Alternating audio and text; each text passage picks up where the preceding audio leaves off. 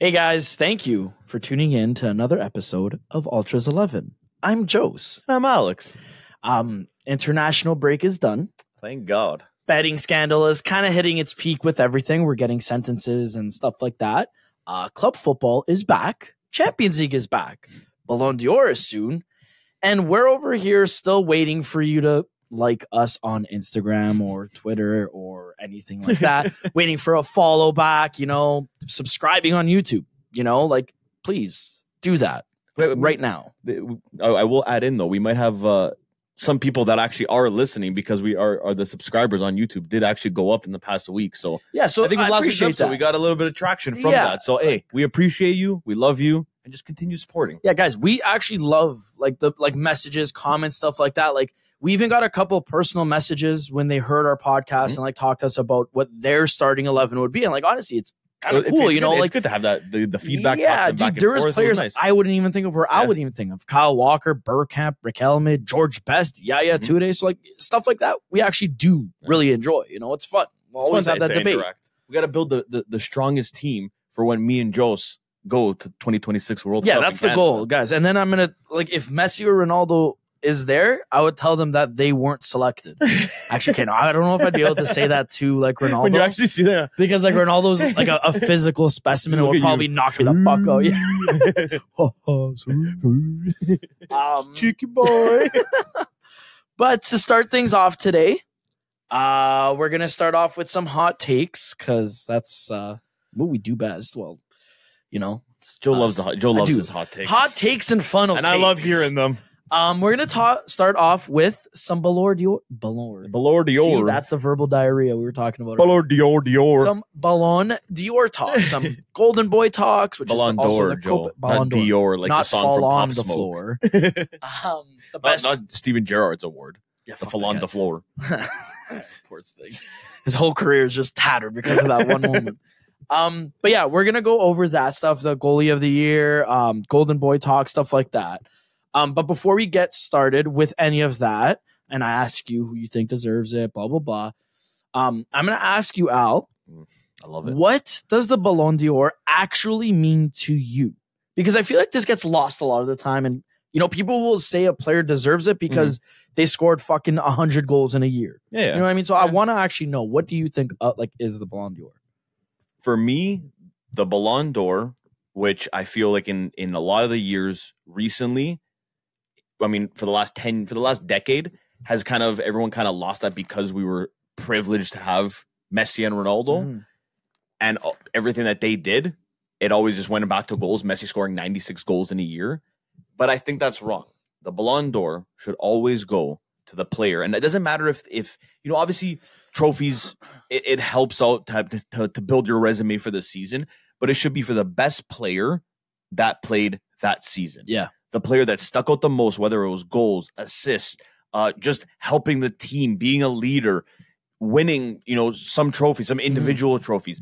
Having that's what I feel like should be that thing that says this is the person that wins the Ballon d'Or. I agree with that. Not, I get it. People are always going to be like, yeah, but this guy won this, and this trophies this year, and he scored this many goals. Okay, but if somebody had a better season than him in total, take not just goals, but in general, as a whole, they would deserve it more. Yeah. That's where everything kind of gets wish-washed, and everyone's like, oh, it brings it back to the goals. It's not a goal-scoring trophy. Yeah, I agree. The best player trophy. It's like when everyone was going crazy, like that Benzema deserved the Ballon d'Or or Lewandowski. Like, don't get me wrong, I do think Lewandowski definitely deserved something in his career. Same with Benzema, but it's like you're giving them that. Why? Because they scored a lot of goals. Like, to me, that's not it. Like, you have to look at the overall play. Yeah. Everyone's twerking for Haaland. Fantastic year, obviously, no doubt about it. But you have to look at guys like Rodri that were the heartbeat of City, and without him, there was there was a lot. You know what I mean? Massive. KDB, you take away him, look at what's happening with City now. They're stumbling a little bit, still doing well, obviously, because it's still City. Yeah. But I'm just saying, you take him away, that's a huge part of Haaland's goals, right? There's always something there, and I feel like a lot of other players don't get the credit because those goal scorers. You know what I mean? 100%, man. Yeah. No, but that would even for me, for when Modric won. A lot of people, and I kind of, you know what? I'm not gonna lie, I said it too at first, but in his career for what he's done, Modric deserved to have a one blunder. Whether it was that year, I think he deserved to have one because I agree. He's a phenomenal player, and people don't credit him as much as he should be getting, especially because he won that. People think like, okay, he's overrated. He's not overrated. Overrated's a lot of majority of English midfielders that everyone just hype up and say that, oh, they're the best. Mason Mount's gonna be the best. And now this guy's like slowly dying on Manchester United's bench. But that's what I mean. That's the difference, Joe. I was out here speaking facts. But that's the difference. Modric was a complete game changer, man. No matter what he was on Tottenham, on Madrid, he was phenomenal, controlling the midfield. No matter, you take away Casemiro, Madrid was still good. Why? Because Modric is the key to that midfield. Yeah. When he leaves, that's going to be the player they feel the most. Not Ronaldo, not Benzema, not Bale, not whoever you have, Ramos.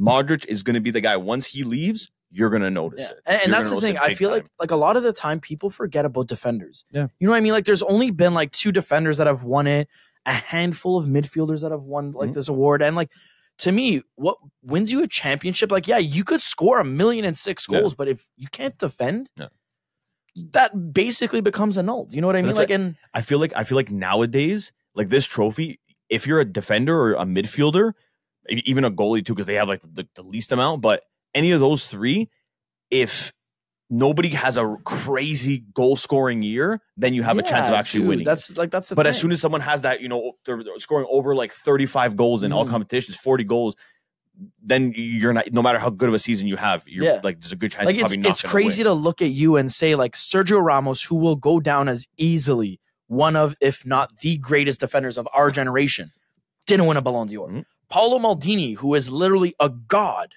never won a Ballon d'Or. And shit like that resonates to me because it's guys that are probably the best center backs of all time. Yeah.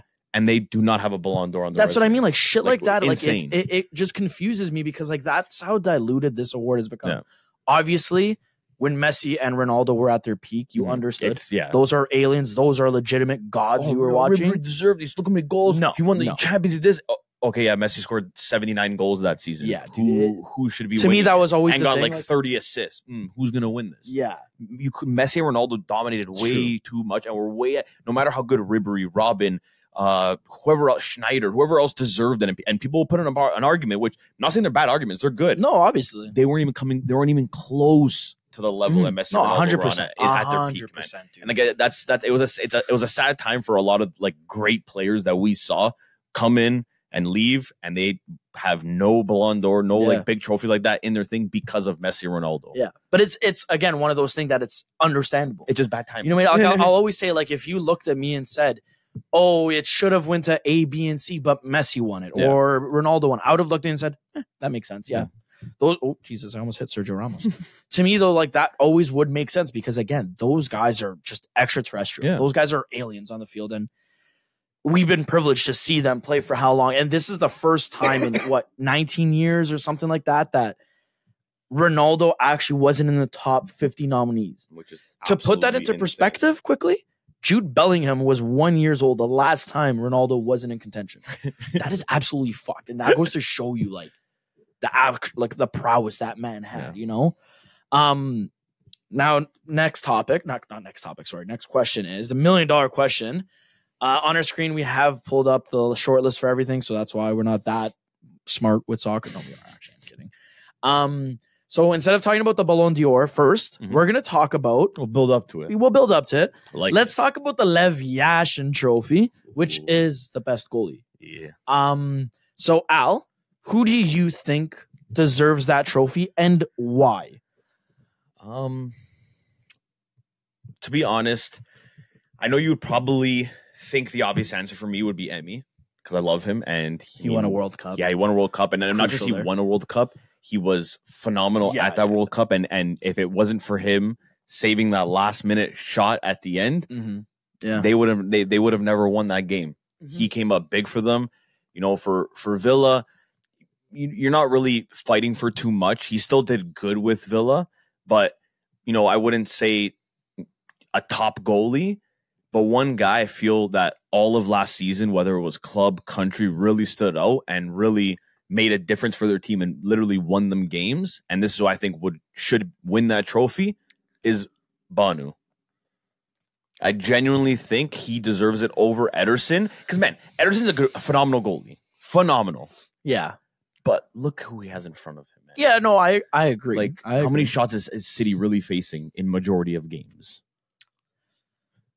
Like, yeah, he looks good, but I mean, no, obviously, like Ederson, like it's tough to say guys like that because of the defense. He didn't like. If I would say Mannion, and he missed a lot of like a good chunk of last season. Dude. Had a better season than Ederson. I was actually gonna say like I would say Mannion is definitely. I would put Mannion in there. It just he didn't play a full season with the injury and everything. But hey, doesn't mean dude. He's a good contestant to win in the next couple of years. Like Mannion's phenomenal if he fucking stays healthy for one season. Yeah, 100%. But yeah, no, honestly, I think I would go with Bonu, man. Like they won Europa League last year. They went to cheaters, dude. Morocco went to what, the semis? Yeah, like, and he won a lot of those. He did games, stand man. on his he head. Yeah, fucking came up massive. So I don't know, man. I think I would give it to him just because like I feel he's just been consistently good and consistently a solid goalie throughout last season. Yeah, for me, I'd actually like. Okay, I know he didn't really accomplish much. Mm-hmm. And like, you know, he didn't get a trophy at the end of the year, which sucks, but like whatever. But I'd actually look at you and probably say Courtois. And hear me out. Like Real Madrid's kind of going through like a weird transitional phase with their defensive end. Mm-hmm. Don't get me wrong, Rudiger and Alaba are still fucking studs, obviously. No denying that. Eder Militao, like whatever. But you still see like those Champions League games, like Courtois really stood on his head and did everything he could to make them successful. And for me, like, I would look at you and say, like, if it wasn't for him against City, like, okay, yes, they got knocked out, but that scoreline would have been way worse. Yeah. You know, like, he really did stand. He kept them into the game as much as he could. Yeah, it's a shame the way their season ended. Mm-hmm. Real Madrid, like, not winning the Copa del Rey, La Liga, or even being a finalist in the Champions League. Mm-hmm. But I would say, like, Courtois, like, ability for ability, I think he's better than Bonu. And, I mean, Courtois is still playing at Real Madrid, whereas Bonu's at Al Hilal. So for me, not playing with Real Madrid in the IR right now, getting some work done. So not playing, but hey, to each their own, man. You know what I mean, Jelly Bean. Last year, that's fine. I think I was wrong because I hate Bono as well. No, Joel just hates him because of what happened in. He should have played for Canada instead of Morocco. I would have had respect for him. But anyways, he didn't. Next trophy to talk about is the Copa Trophy, which is the Golden Boy Trophy. We have to be under the age of 21 to receive this trophy. We got a lot of big names. Like a couple of these names are also featured actually in the in the Golden Boy could you like the Ballon d'Or running? Ballon d'Or. Jesus Christ, man! Everything golden here. Golden era for real. But yeah, there's a couple players that are mentioned in both lists. So Al, give the mic to you. Who is your player and why? Who do I think is going to win the Golden Boy? Yes. I wouldn't say if I had to bet, I would say Fajoli, but he's not there. That was a good play on words, actually, especially because he said the betting thing. Cute little bastard. No. I don't know, man. I feel like, Pedri, Gavi, they are very solid. I feel like they'd be the more popular answer just because they're more hyped up. They're Spanish. Would they be? I feel like they're Spanish. Like the Spanish gets a lot of hype, and I feel like that would be one. But if I'm gonna narrow it down to two, and then I'll tell you my one, I would say Bellingham and Musiala. Okay. For me, those two, I just genuinely think those are the guy. Like those two guys in the next 5 years are going to be, two of the best players in the world. Definitely world beaters. You see, man, you can already see it now at such a young age, and it's so scary because, man, you're like, what? Like, how much better can they get? Yeah. This is only we're only seeing the beginning. And they're playing like they're experienced vets. Yeah, you have the commentators talking to Jude Bellingham, saying there's how old are you? You're 20. Wait, what? Yeah. What the fuck? There's no way you're only 20. With some honestly quite remarkable maturity, dude. With the confidence, the maturity, he plays with is I've never seen it in a player that young. Yeah, it's actually insane. So for me, personally, I would say probably those two stick out the most for me to win it. Musiala, personally, I do think. Well, I mean, obviously, before this season started, I thought Musiala was better than Bellingham, now with Madrid, how good he's just started off, which is it's you don't understand. Like people talking is like, oh yeah, but whatever, he's tapping this, he's fucking whatever, this, that. Guys, you're playing for the biggest club in the world to ever exist, almost actually, literally, man. The most people grow up dreaming the one day, no matter where you're here. Like, not even talking about Spanish here. Any nation, you dream of playing for Real Madrid. You don't always you don't get the opportunity. Team. Yeah, and not everybody will get that opportunity. Yeah, like you have to be good to even get considered and get looked at from them. So the fact that he did, which we all knew, he goes there and is playing as good as he is absolutely insane. Musiala, I still think he might end up kind of passing that skill level. We gotta see, but I think those two are my top two for the trophy. Winning it though, I gotta go with my boy Jude. My middle name, I'm sticking with it. Now, I do think this is a little two-parter. I do think Jude will win it. Okay. I do think that because the hype surrounding him, his season last year. You can't deny his skill. You can't deny his skill. No, I'm not. I will never downplay his skill either. Well, I have in the past. I will not. So have I at times, man. I'm not gonna lie. Pisses me the fuck off because he's not playing for Italy or Roma. But there's no denying his ability. Same with Musiala, whatever. I would honestly look at you though. The other guy, I would say it's a debate. Obviously, I would end up with Jude. Would be Xavi Simons, whatever. I don't know. That's a guy I seen on the list that I was even gonna mention, like an honorable mention about him, because he's another guy that I kind of wrote off when people were hyping him up at the beginning, and I was like, man, this guy's not he's not doing. Well, anything. I think that's the thing for Leaving me. PSG was the best thing. He did. Dude. Even when he was on La Masia, he was talked about a shit ton. Yeah. Oh, he's the next best thing. 13 years old playing for the. I remember hearing that. Okay, I heard this already. Yeah, then they sell or they get rid of him. PSG picks him up. PSG doesn't play him. Goes to PSV and had an unreal season. 22 goals, 12 assists. Sorry. And you just watch the way he plays too. Even when he plays for the Netherlands, he moves so smoothly. Yeah. It's he's on skates. He just glides. He moves crazy. He's a very good player, and he has a huge ceiling as well. I just think he's not at the level, of course, as Jude. On that list, I would honestly look at you and say the only other player at the level of Jude Bellingham, maturity wise and whatever, would be a guy like Pedri. Yeah, because to me, Pedri, I feel you've heard about him for the last 3 years. He played 1 year, every single game for Spain, Barcelona. He was a constant person. Now, obviously, the hype kind of died down a little bit. People stopped talking about him as much. But he's still definitely it's crazy that he's under 21. Yeah. You know what I mean? That's what's mental to me, that he's that relevant. But I mean, ultimately, I think Jude takes it. Yeah. There's just too much hype. Jude 1, Musiala 2, and then I think Xavi number 3. Yeah, that's what I would do top 3. Nah, that's the thing. I do think Musiala is fantastic, but last year he didn't really he wasn't continuous. You know what I mean? He wasn't consistent, and they weren't he with injuries and stuff like that. It's not his fault. It was injuries, but I would say probably my top 3 would be Jude, Pedri, then Xavi. I mean, Jude, I feel it's such a fucking standard thing. It sucks that it's already there. He also made that Taylor Swift comment. So those Swifties are fucking twerking for him right now, and it's game over. You're not going to stop him. Now, of course, the best part that we've all been waiting that everybody loves to talk about, and this has been something I've seen all over the fucking internet already. Keep in mind, on Monday is when the ceremony takes place, I believe. The 30th of October. I think that's a Monday. So we will have all the answers by the next time we record, which is kind of cool. We will talk about the Ballon d'Or. I feel everyone's saying it's a 2-horse race here. Messi or Haaland. Yeah, that's pretty everybody much all saying you see online. Messi's going to get it because they twerk for him. A lot of people saying Haaland deserves it more than Messi. Blah, blah, blah, blah, blah, blah, blah. So, Al, what do you think, actually? I mean, I really think you can't really compare the season Vlahovic had last season. I really think that he deserves that. Yeah, I could that look. No. Actual people that are actually nominated. If for the you're Ballon gonna say a player from Serie A and it's not Cristante, you're wrong already. Holy fuck, dude.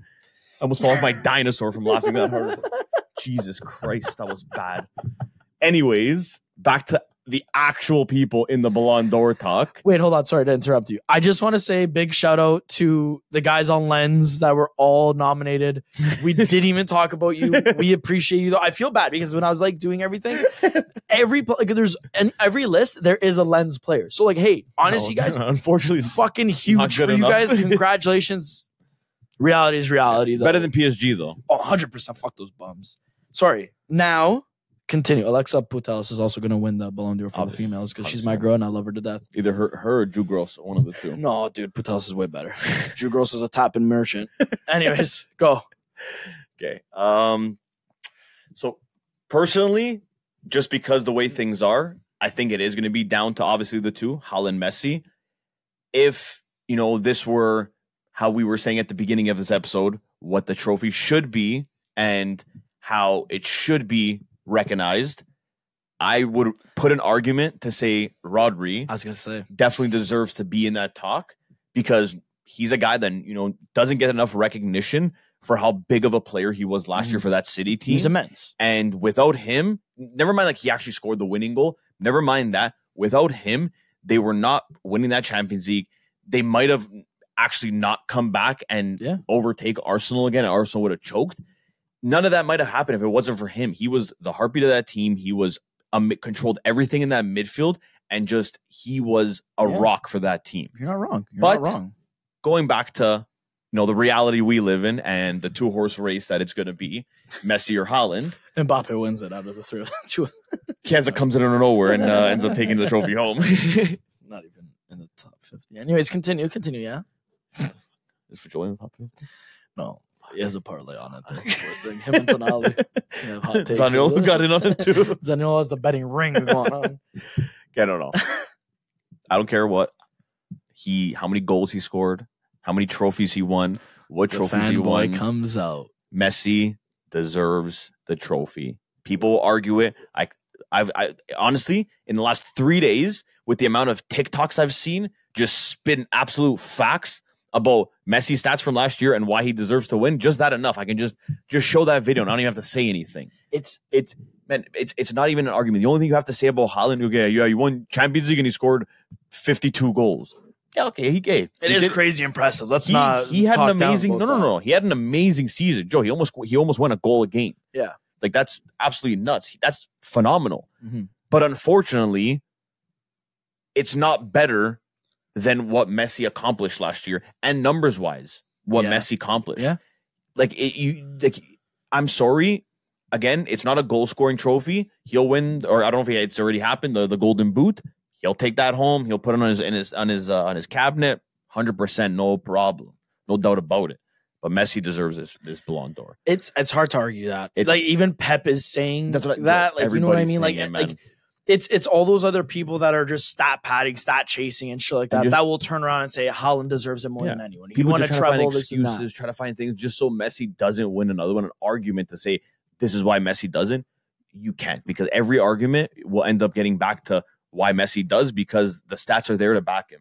Messi deserves it over anybody, man. Yeah. He was in that world. Oh yeah, he won a World Cup, and the team, whatever. Dude, look how many goals the guy scored throughout the World Cup. Look how much he had, when he carried that team and came up in the big moments where in the past Messi kind of struggled. Yeah, you saw it in the other World Cup. You've seen it in league play. He struggled before. Now, man, he stepped up with the help of his team in those moments, and I just think this year is going to be Messi's year, and his final year of this will be the goodbye, the sending off. I'm gonna honestly, personally agree with you on both things almost. Maybe not the Rodri. I do think Rodri was instrumental to everything, and I'm not discounting that. I've always just had a thing for Bernardo Silva. Okay. Well, I think he's a fucking wizard, and he never gets any recognition. Yeah. There's a reason why the City players made a song for him. You know what I mean? It goes to show you the levels that he begging for him to stay. Yeah, you know what I mean? After they won the Champions League, please. Yeah, please. To me, Bernardo Silva, his versatility and his knowledge is just unmatched. Yeah, and he plays right back, right mid, defensive mid, center mid, attacking mid. You know what I mean? He probably could play right back.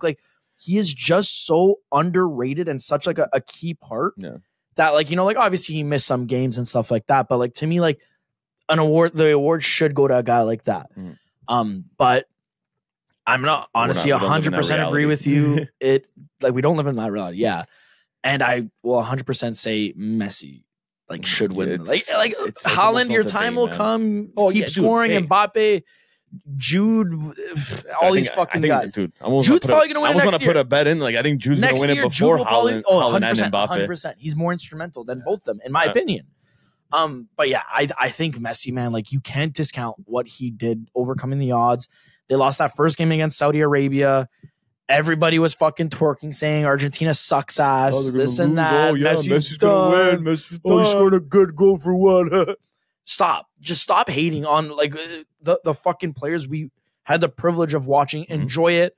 Accept it. You know what I mean? Like if Pep Guardiola, who coaches fucking 1 million star players, and Haaland, the guy going up, you know what I mean? Messi. And he still says Messi always deserves the trophy. Who the fuck are you guys to debate it? Like, I'm sorry. You got your PhD on Twitter? There. Like, relax. It's not like there's no debate. Unfortunately, the GOAT's still around, so yeah, it's just dude, it's tough to beat him. We both stuttered there with the oh, we went on 2 different routes there. Anyways, but yeah, no, I think we agree. Messi, Ballon d'Or next Monday. We'll be talking about it. Yeah, we're gonna put a bet on that. Yeah, put a bet on that. We'll get that one right for sure. Scenes when we both get it wrong. It's like Mbappe that wins. We're still wrong. Somehow Vlahovic actually ends up winning it. Vlahovic is in top 50. I was just saying because you get so pissed off. I hate Vlahovic's face. That's what it is now. Like, well, Joe, Cristante's not even top 1,000. He doesn't need a fucking made up trophy for you guys. Whatever. Speaking of Cristante, though, and Vlahovic, we know it passed. But, you know, before we even get to the whole part of building a team and having some fun, that team is going to be a very fun thing. So stick around. But we always have to go with and talk about Italian football, Serie A, like whatever, just because, you know, like that's kind of what me and Al know the most about. Trying to promote it more in Canada because, you know, it's not like it's known in Woodbridge where we're from, culture. But yeah, you know, like we want to expand the community. So yeah, Italy had one good game and another bad game, which started out pretty decent, I guess. They seem to be struggling with like some sort of consistency, like since Spalletti's been in charge. Why do you think that is, Al? I feel like we could only beat England in like major tournaments. I feel like qualifying, we never have. But do you think like I said, like Spalletti's lacking consistency? That's what I'm trying to like. I don't think he obviously like the looks of it. Yeah, that's the first thing you're like, yeah, he does. But at the end of the day, like he came in short notice from the first international break, played those games. Now he's kind of, you know, familiarizing with, you know, what he's got, who he's had, what weapons he has, what to do. Is he going to stick with the formation, all this stuff? So I think he's just trying to figure it out now. I don't think it's consistency. Like, man, we both know how good Spalletti is of a coach. Yeah. We know what he's capable of. Now, it's not like with a club. You don't get every day to train with these guys. And that's a big You don't thing get every too, day right? to tell them your ideas and show them, to visualize it and explain to them so they understand and they know what they're doing each game. Yeah. He doesn't have that. So I like Joe, I'm not gonna rush anything. I love Spalletti. I give him the time, you know, let's see how he does in the next 4 or 5 international breaks. Hey, that's the thing, right? Like it sucks for him because he hasn't had a full qualifier campaign, and now he's in this position that the next 2 games he needs to get 4 points from. Yeah. In order for Italy to automatically qualify. Not do a fucking not the again. playoff, which we don't want to go down. No. And again, we are playing. Are we playing Macedonia? We are playing Macedonia. It's Macedonia and Malta. Yeah. Apparently, we can't beat Macedonia. I don't know why. It gives me ouch. They got our number, man. It's crazy. It's like Roma versus Spezia for some. No, I don't understand it, man. Like you look, it's North Macedonia. You should have that locked, but I don't know, man. I think I do have a little bit more confidence for the next game. Like I think the biggest thing was like this England game that like I just didn't have any faith in. I'm like, man, England right now they're too hot. Like, well, that's the thing too, right? Like it's such a double-edged sword. Italy was going to win that game. I did not think it's a double-edged sword because like obviously the team is plagued with like the people he would be starting with or stuff like that. The betting scandal happened, injuries happened, so obviously like they're playing lighter. Yeah. You know, they're calling up players he really didn't want. They weren't in their original plans. Yeah. So like to me, like I think the starting 11 he went with for both games wasn't still a true depiction of what he would want to do going forward. You know what I mean? Like, I don't think he wanted to go with the Cherby. He just had to for experience. He just had to, You know, Bastoni, he played against Malta. You can't have them play back-to-back games, which you're trying to rest, rotate, like whatever, and it just becomes tough, you know? Like, and I think that's the biggest problem. Like, everyone's very critical because we did lose 3-1 and it turned into an embarrassment the way they were even playing. But I feel like it's too harsh and too critical, like, to be judging him like that. On that note, a lot of people on like Twitter, Reddit, all that stuff, these analysis guys, whatever, fans and so on, they're saying that Italy should actually change their formation. That is like one of the biggest calls right now, to leave 4-3-3, which, let me remind you, they all went crazy for and everybody demanded we go with a 4-3-3. I know. Now they're saying we should change it. But let's just say we live in this hypothetical world and we are going to change said formation. Al, what formation would you suggest? I mean, I would like to see them stay in a 4-man back. I know we could play the 3-5-2 with the players we have, and you know, a lot of the Italians they love this 3-5-2 formation, but I feel like there is better formations for the players that we have and are very strong in. Personally, I would think the 4-3-1-2 would be the most ideal for him. Just because, like, we have, man, like, you look at the midfielders we have, and like Italy has an abundance of these young, promising, like, very good, some proven, some, you know, they're getting there. These midfielders that, like, we got to use and abuse. Like, we can't just keep using wingers and be like, yeah, you know what, we're gonna stick with this. We have guys that are like subpar. They're not good enough. They're like, we're just using them because we need to fill that position. I actually don't even think we have a good winger, like a Berardi's been good. I will give him that. I always give him shit, but he has been good this season from the beginning of the season. But again, you never know what Berardi you're gonna get. That's the biggest thing, right? So, like, are you gonna get a solid Berardi every time for Italy? Probably not. Now he's a little bit older. You know, you might see a little bit more consistency from him. Maybe he understands a little bit more now how to go towards games and stuff. But I don't know. But that it's just there's too much unknown. I wouldn't try to, you know, keep a certain formation for a guy, especially if the guy's Berardi. Like, I'd be like, you know what? And at least two, you have Chiesa, who he's playing striker now with Juventus. He obviously going back and forth striker winger. I mean, he'll be fine, but if he's already getting to learn how to be a striker and play beside another striker, and they can complement each other very well. Why not move Chiesa in the middle? You go to a 4-3-1-2, and you have him and whoever else up top, whether it's Keane or Scamacca or whoever, Belotti, whoever it is. You have them two playing together. I do agree with like the whole thing that we don't have proper wingers besides Chiesa. But you saw like you said, Chiesa's been playing more centrally under Allegri right now, and so like for me, I would say, hey, why not try that 2-man front line, Raspadori behind them, or even Chiesa as the creator behind the 2 nines, like. You know, he has that versatility to his game. I would say a 3-5-2 may be best for us because you look at what everyone in Serie A is playing, like the top teams or whatever you want to say. Majority of them are all. And besides Milan, they're all playing a 3-man backline. You know what I mean? So it's like it almost plays into their favor to execute something like that. You know, like you look at Juve, they're playing a 3-man backline. Inter, who has the strongest defense right now in Serie A, they're playing a 3-man backline. Roma, 3-man backline, you know? No Milan player is also ever called up because they don't even field Italians anymore. I don't know if they have any Italians. I think their only Italian is Giroud's grandfather. So you don't even have to worry about them and their tactical ability. The only, like, that's the thing too. Like, and you look at our right back, left back situation, we got great players, but Di Lorenzo's the only one that plays in a 4-man backline. DeMarco's plays in a 3-man. And a 3-man. Coyote, 3-man. Udogi, 3-man. No.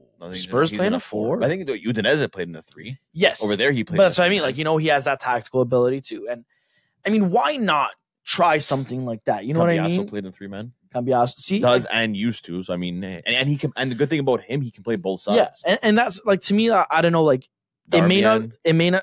King. It may not be ideal for Spalletti, obviously, because he has his tactical and he has his way of playing in the 4-3-3, and obviously it has worked. It is successful. But, you know, like, maybe sometimes you have to just go with Old Faithful. Now, I'm not saying he should change. I think he's the coach. I'm trusting him. I think he knows what he's doing, considering he has won stuff and blah, blah, blah, blah, blah. So just shut up and let him cook. You know, that's what I'm thinking in my head. It's still too fresh. It's still too new to start judging him. And it's just scary because you don't want Italy to miss another. I know, but you gotta it's not a situation like who was the coach? Ventura. Yeah, we missed the first one. Like him, dude. We all knew. We all kept saying it. Nothing. We're all like, why is this guy the coach? Yeah, You know, at the beginning, it was, hey, he's good with youngsters. He might be able to, because that's where we were at that position where like we weren't bringing our youngsters. We were kept playing with the old, and it wasn't working. Yeah. So he came, and we're like, you know what, he might.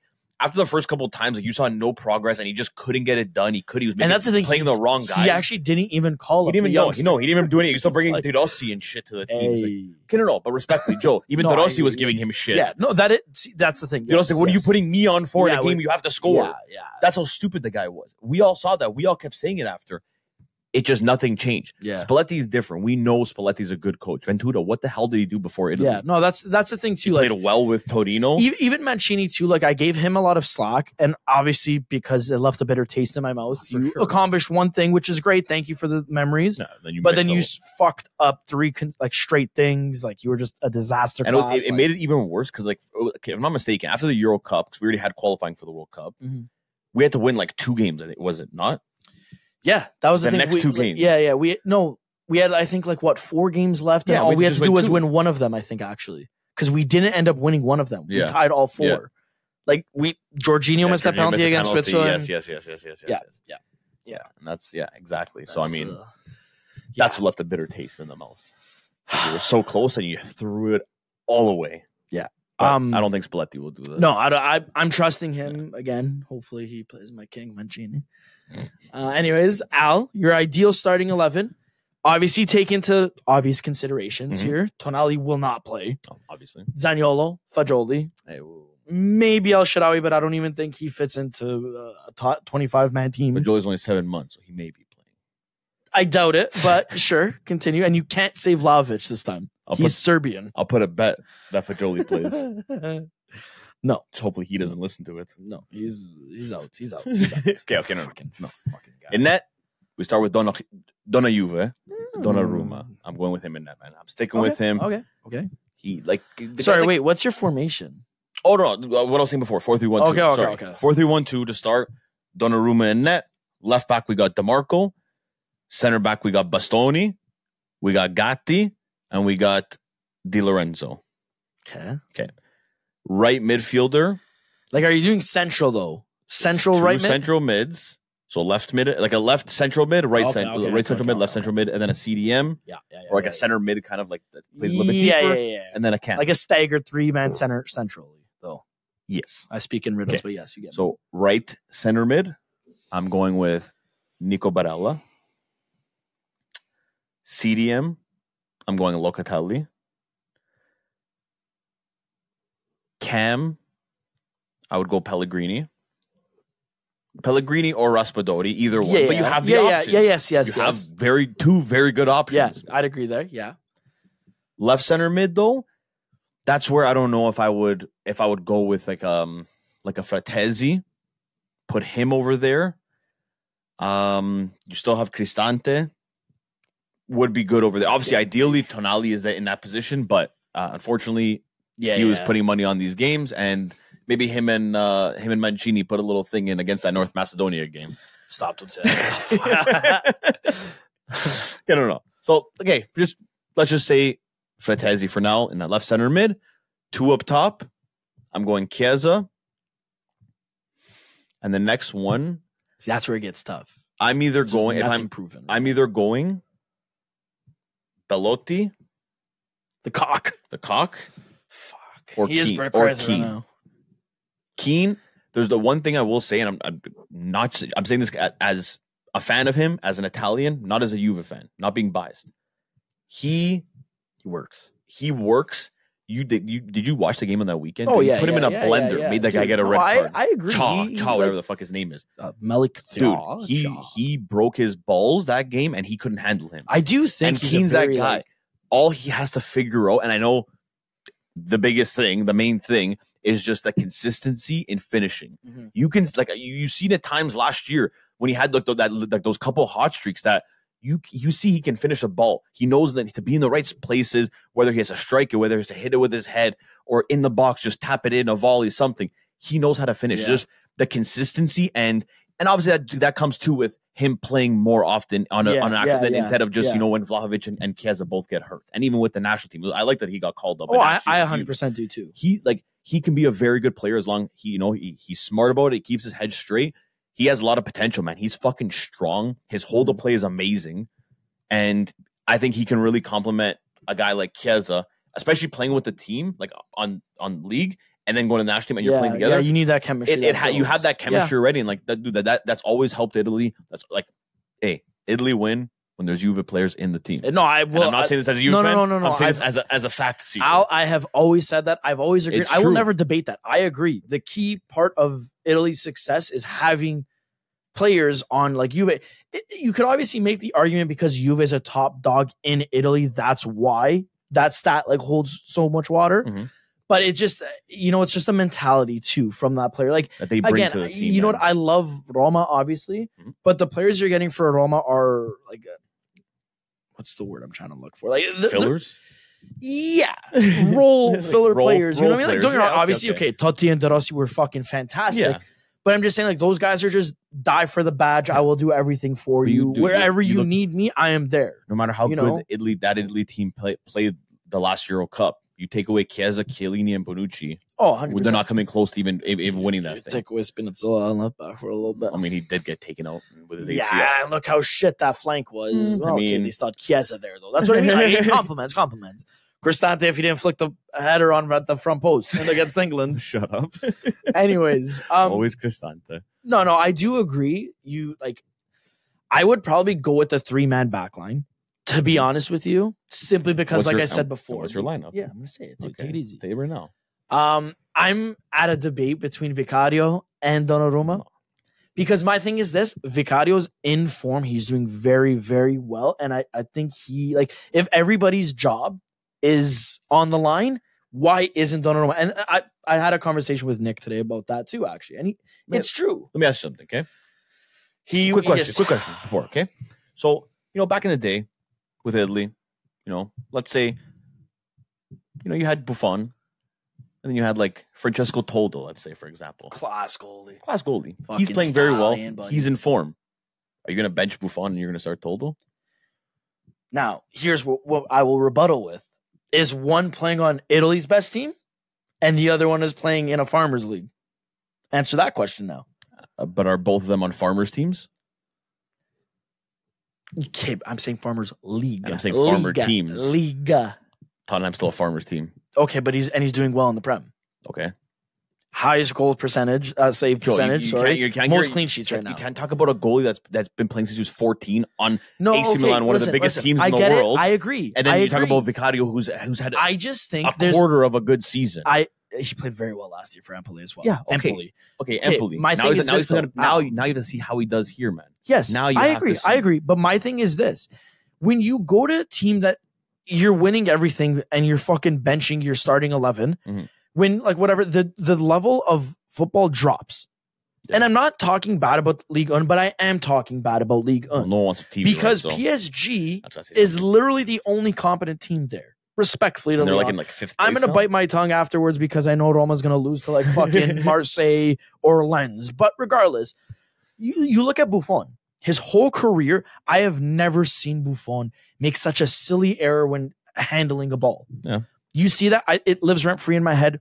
PSG versus United. That shot, how he just let it spill right in front of Rashford and he tapped it in. That would have never happened if he was on Juve. That never did happen. I can show you a clip after this episode. Regardless. To prove that wrong. I think it was against Cesena, if I'm not mistaken. Regardless. It was a pass back. He went to go catch it, and it went underneath his foot and just rolled right in. And that was Gianluigi Buffon. He's never been good with his feet, though. But it doesn't matter. It doesn't count. Boys can make a mistake. He was younger. No, but my thing is with Donnarumma. What I'm just trying to say to you, Al, my point is... Okay, go start Vicario. I don't care. The level drops. The level drops. Admit it. Go. Start Vicario. Bench Donnarumma. No. Bench Donnarumma. No. Bench Donnarumma. Go ahead. Go. Before you start crying. Go ahead. Go. I said it's a debate between the two. Now, I'm obviously going to go with Donaschiuma. No. Because he's a pen-saving merchant, and I love that. No. He's not on your team anymore. Vicario. Okay, fine. Vicario, fine. Good. It's fine. Good. Left wing back, I'm going to go with DeMarco. Okay. Udogie, good big shout out, but DeMarco gets this. Yeah. Understandable. Bastoni, Mm-hmm. my middle center back, that's a little bit shaky. I'm trying to figure that out. Mm-hmm. I may go with Scalvini. I may go with Gatti. But the only problem is the other guy and Gatti, I feel like they both are right-sided center backs. So that's the whole debate I'm trying to figure out. You know what? We'll go with Scalvini right now. Okay. We'll go with Scalvini because he knows how to play the ball well. Sorry, your right center back, Mancini. Okay, whatever. Your right wing back, Di Lorenzo. Backup, Coyote. You're there, buddy. I love you.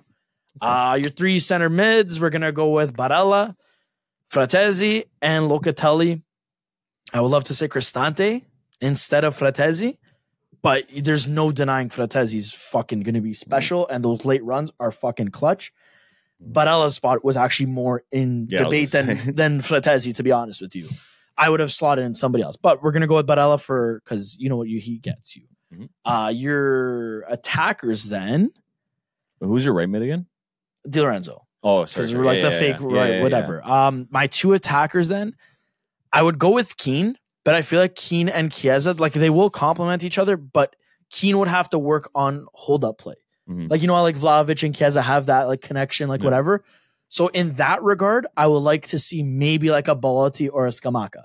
Okay. Big guy holding up, whatever. And Belotti, I don't know why this season he's fucking proving everyone wrong. He's actually doing well. I love the cock. He's already scored more goals than last year. Yeah, dude, he's killing it. He's off to a good start. I love it. So yeah, I'd probably do that.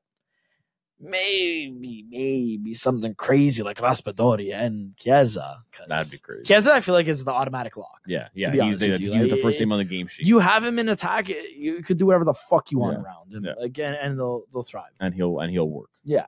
I feel like we dragged that on for a while. He'll do his thing, Kang. So we're gonna change the subject. We're gonna try to make this quick, but whatever. We'll take our time at the same time. What's my favorite part? So last week we built a team, one nationality, blah blah. One player per nationality. This week, though, we're going to do Champions League winners, but you can only select one team. Okay. You get what I'm giving you? Yeah. And to make it even more spicier is we're going to do it from when we were born till the present day.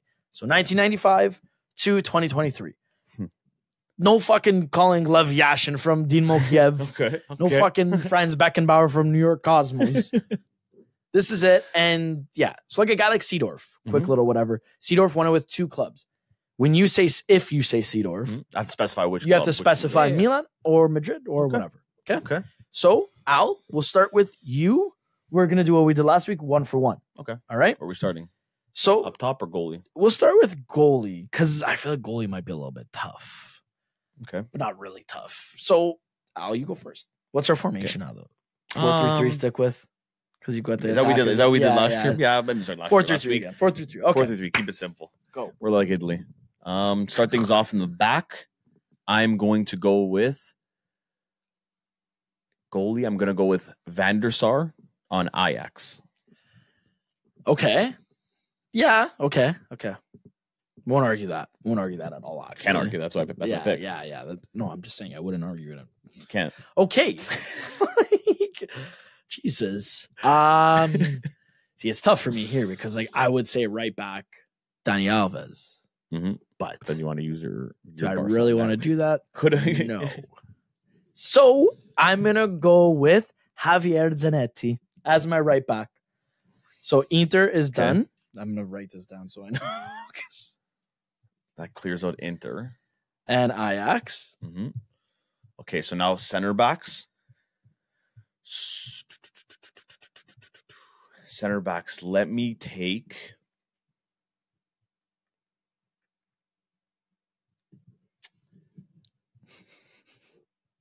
I'm going to take.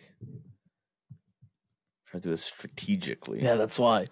Because we haven't had a lot of winners. We've only had, I think, 13 teams to choose from. Given our age. Our age, yeah. 12, actually. I lied. 12 teams. Okay, you know what I'm going to go? I'm going to go Virgil van Dijk as a center back. From Liverpool. Okay, cross them off the list. That's actually a very good show. Mm-hmm. Very good show. I'm trying to think within the teams because, like, man, they're so little, and like, I'm trying to think of the players. Now, for me, I'm gonna probably ruin it for you, and I know you'll get mad. But No, don't do it, man. guy's the god of defense. He makes every single fucking team, buddy. Paolo Maldini. Okay, Could have said Nesta. I'm good with that, man. I'll go with Maldini. I'm good with that. So Maldini. Oh my God, something in my eye. Jesus Christ. Okay, so Ajax done. So we got our goalie, Inter done. we got our right back, we got our Two two center backs. Van Dijk and Maldini. We need a left back. Now we're going to left back. Mm-hmm. Left back, I'm going Bayern Munich. I'm going Philippe Lahm, baby. Fuck, I would have actually even said Alaba, maybe. No. Okay, man. yeah, Lahm, chill. dude, you are Lamb. I used to call you that back in the day because Joe actually resembled him and played like him. I actually used to call myself the BFG. Big fucking German. But whatever, yeah. Alam's fine too. I see it, though. I see it. It makes sense. Now for 3 center mids, I feel like I have to go. Smart. Yeah. I'm gonna go Porto, Deco. Okay. Get them out of the way there. Mm-hmm. This is this is getting tough, buddy. I think we're you know what's funny? One of the teams we have down, I'm not gonna say the team. We're both saving that team for the same. We could have said this already. No, we're saving them. And I think Al just saw the team on the board. Crazy world we live in. Okay, so you said so we're the first center mid? Well, Bayern you have done as well. Bayern have done as well. Who's the first center mid you said? Deco. Okay. Second center mid, I'm going to go with... Dude, this is tough. I'm going to go with Bernardo Silva from City. You know, it's crazy. I forgot City won. Oh, my God. Yeah, baby. I know you forgot that one. Shit, it's right there. Okay. Stupid. Okay. Silly little man. This is really testing ball knowledge right now. Other center mid? No. Other center mid. I mean, I think you got it pretty easy. I know what I would do in this situation.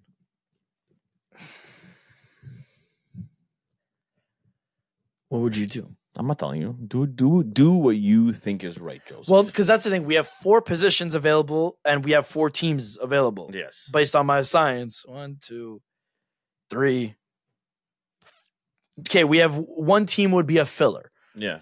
So I could go with someone like Lars Ricken from Dortmund in 95. Okay. Or I could go with someone from Chelsea. I don't even think you need to. Yeah, I would have to. No. Yes. Why?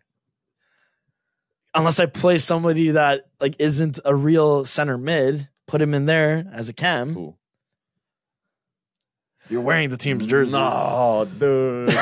I know we were both saying that. Center mids you can go for, man. Look at all the names on the list. Okay, but you don't do it. What? Do it. Okay, fine. I'm gonna go with then Real Madrid. I'm not gonna go through. No, do it. Oh, you're looking at me. No, okay. I'm just looking at you, waiting for you to say somebody's name. Real Madrid. I'm gonna go with Zizou. Did he win it with? Oh shit! Did he? Figo. No. Figo won it with Real Madrid. Yeah, he did. That's proven. No, that's actually proven. No, he didn't. No, he did. When if Figo's a right winger, you're putting him center mid. He played cam. No. That's wrong. Zero ball knowledge. Put somebody else there. He played in that. No, man, this is ridiculous. Okay, fine. Iniesta. Okay. I like that. Iniesta. Okay. Cool. So Barca's done. Happy we got Iniesta days. there. We got a very solid midfield. Yep. Now we start with our front 3. I wanted Messi. I don't want Messi. I'm starting with the striker. Okay. Going Alessandro Del Piero. Such a fucking thing. Hey, it is what it is. I would have said Vialli. R.I.P. No. I was, you know what? For the midfield, I was actually going to say Conte. I know you would. That hair. Honestly, I was like, oh, should I say Conte? It's kind of crazy. I'm going to say, can we shift Del Piero to the wing? Why would you do that? Because I was going to say like Drogba. No, just put Torres. Oh. Was he on Chelsea during that win? Yeah, he was. Because he scored that goal. No, man. What? Dude, we play this very smart. It's very easy. Oh, I forgot we had fucking Madrid still available. Gareth Bale. So you're gonna get Gareth Bale? Yeah. On the right? Yeah. Okay. So now I gotta pick a left winger from Chelsea. Nice. So I mean, I think the options are very limited here. Yep. To who was there when they won. You didn't let me choose Messi, so I'm not letting you choose who. No, I didn't want to. I was never going to choose him. Yeah, you would have, dude. Nope. Was literally going to choose Bale. So, so our last two teams that we have available, guys, are Chelsea and Dortmund. No. Dude. CR7 on United. We didn't do United. We didn't do United. Yeah. Oh, because I didn't put a space. That's why you got a little bit confused. I knew it, man. I'm like, wait, no, there's somebody else other than just Dortmund and fucking Rick and fucking. And I'm not choosing Rick and on my team. You could have won it with Hazard. I think that Hazard didn't win the fucking champion. Oh, he did with Madrid. Yeah, Madrid didn't win with Chelsea. Won the Europa League with Chelsea. Yeah, same but different. Yeah, so you're wrong on that one, but I think this team actually was better than last week's, man. This was honestly more of a challenge because I was trying to think, but I feel like we actually whatever. came up with a pretty solid team. I can't believe we both actually would have said Bale. I don't believe you would have said Bale there. I swear I was going to say Bale. Okay, fine. Take your or it was either Bale or I was going to be like, yo, play Ronaldo, but put him on the right side, and then we could choose someone for the left. So wait, you were willing to change Ronaldo, who has never, ever in a million years. How much should I bet? He played right wing. How much should I bet? How much should I bet? Honestly, I'm not having this debate. I'm done. Guys, thank you sure, so much. He started on the right, man. You silly little man. Thank you so much. You silly little goose. Where was fucking Giggs at? On the left. He was on the left. Or am I thinking of Park Ji-sung? Park Ji-sung was also on the left. Right. No, he was the right mid. Yeah, he was started on the left and he went to the right. No. Yes, man. Park, Giggsy. Park, Ji-sung. Park and Giggsy. Park, Ji-sung. Nani came afterwards. Yeah. So I don't know what you're trying to say here. Ronaldo did start on the left. I mean, on the right. You can Darren Fletcher. Darren Fletcher? Is Darren Fletcher still playing? Do we go Darren Fletcher present? Well, guys, I think that was it. Yeah. We ended it off with our team with a pretty solid fucking team this week. I'm not going to lie. Not even Man, we should have said Jose Bozingua for his unibrow. Who's the coach? Oh, dude. That's... Wait, no, you cocksucker. You took him already. I was going to say Porto, Mourinho. Yeah, but wait, we got Porto. Chelsea. Mourinho with Chelsea. I would have said Tuchel. We could do either way. Either way, it would probably be a Chelsea coach because we don't know Dortmund's coach in 1995 because we were literally birthed that day. Like that literally birthed that day. Yeah, actually, not even that year. Yeah, so even if we said Lars Ricken, we don't know who he is. We just know him because of FIFA. Yeah, he's a hero. No idea. We know why. Well, him and Jan Goller. Yeah, that's why they're heroes. Only know them because of FIFA. Yeah, other else would not have any idea of who they are. It's unfortunate. But guys, I hope you enjoyed our team. I hope you enjoyed this week's episode. If you guys haven't yet, like Joe said at the beginning, don't forget to follow us on TikTok, Twitter, Instagram at UltrasXI.